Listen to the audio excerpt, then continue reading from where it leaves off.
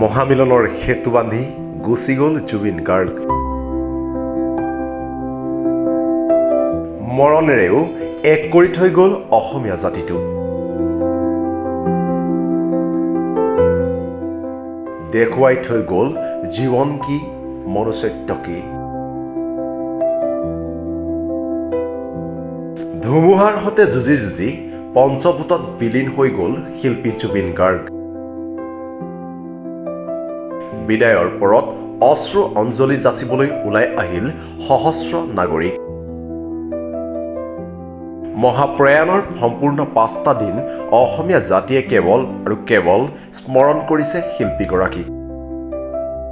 জাতি ধৰ্ম বৰ্ণ নিৰ্বিশেষে সকলো মানুহেই ভাগ ল'বলৈ ওলাই আহিল জুবিন গাৰ্গৰ শৱযাত্ৰাত। সকলোৰে চকুত কেৱল আৰু কেৱল বিষাদৰ ছাঁ। চাৰিওফালে বাজি উঠিছে কেৱল শিল্পীগৰাকীৰ সেই প্ৰিয় গীত মায়াবিনী ৰাতিৰ বুকুত। আৰু সেই গীত গায়েই অনুৰাগীয়ে বিদায় দিলে প্ৰিয় শিল্পীগৰাকীক। প্ৰখ্যাত সাংবাদিক ৰবিশ কুমাৰে লিখিলে, আমি আমাৰ জীৱনত এনে এক মহান বিদায় দেখা নাই য'ত জনতাই জুবিনৰ চিতাৰ প্ৰতিটো শিখাৰ সৈতে জুবিনৰ গান গাইছে। যোৱা ৩-৪ দিনত এই দেশে এনে কিবা দেখিছে যিটো আগতে কেতিয়াও দেখা নাছিল। মই জনাত কোনো গায়কৰ এনে স্থান নাই যিটো জুবিনে লাভ কৰিছে।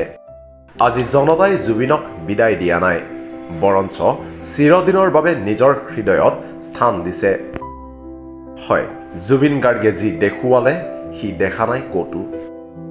জুবিন গাৰ্গে যি আৰ্জিলে সি অৰ্জা নাই কোনেও।